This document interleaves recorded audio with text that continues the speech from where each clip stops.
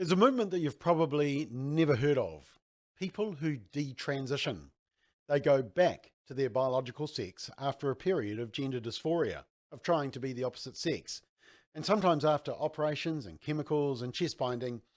But you probably haven't heard about them because gender activists do everything they can to hide these stories from you. Not anymore.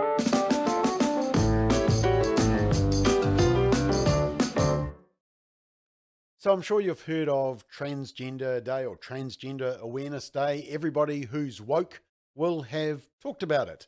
For example, on the Māori TV, also left-wing blog sites, the spin-offs, 6 Things to Celebrate, this Transgender Awareness Week, the Stuff News website, First Transgender Awareness Day. Even the county's Manukau Health Board were celebrating Transgender Awareness Week. And of course, politicians have to get involved. International Transgender Day of Visibility and the flag flying outside on Parliament grounds. In fact, even the New Zealand Police joined in the celebration. Interested in joining the New Zealand Police or finding information, please visit the New Zealand Police website and be in touch with our diversity liaison officers, who are located all over New Zealand. But see, what you won't have heard from these same sources is about women and men who quit the transgender ideology being pushed by teachers, progressives, corporations, and left-wing politicians who deny biology. And just recently, these detransitioners used social media to share their stories around the world. The young people who quit the ideology recognize that they cannot transition to the opposite sex, and so they detransition from the ideology. And they testify that once they escape the pull of transgenderism, they can grapple and overcome their often immature feelings of inadequacy, confusion, sexual fear, and other psychological problems and return to a normal life. And here's some examples. My name is Grace and I detransitioned. On the left, me shortly after top surgery, 2017. This was the darkest time in my life.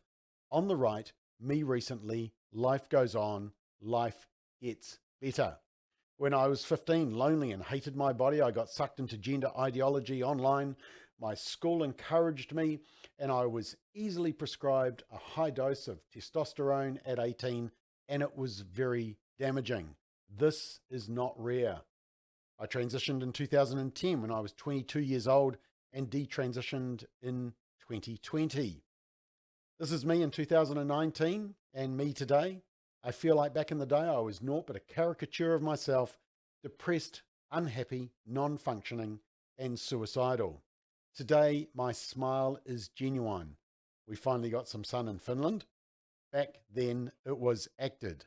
So as you can see, this is worldwide. Now the March 12th event was organised by GenSpec to help parents and youths, including the youths who are trying to recover from surgery. And we've done a recent interview with GenSpec leaders on family matters, and you can check that episode on our website, familyfirst.nz. But the movement is made up of people of all across the ideological spectrum. But on this issue, they agree. It isn't a right-wing or left-wing thing. It's about being seen and protecting the innocent from harm. And when this flood of detransitioners posted their testimonies and pictures all over social media, people couldn't help but be moved at what this ideology is doing to our children. As a trauma therapist, Dr. Jennifer Bowens from the Family Research Council believes, she said the simple act of bringing awareness to this nightmare could make all the difference. And she explains, these individuals have been repeatedly silenced and ignored, particularly by the medical and psychological professions.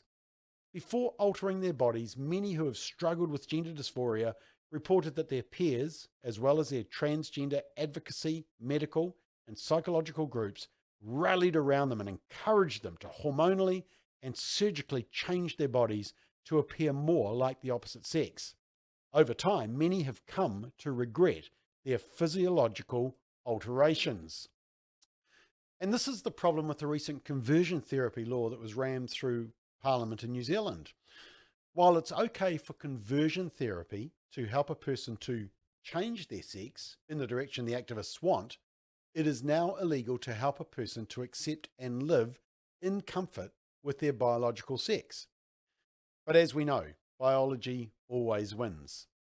And these issues matter because they concern our understanding of fundamental human nature, who each of us are as male and female, and the kind of adult direction and support our children require and deserve. These brave transitioners who have shared their story need us to empower what they're saying. Let's continue to speak up for biological truth, even if the culture and the media don't want to hear it.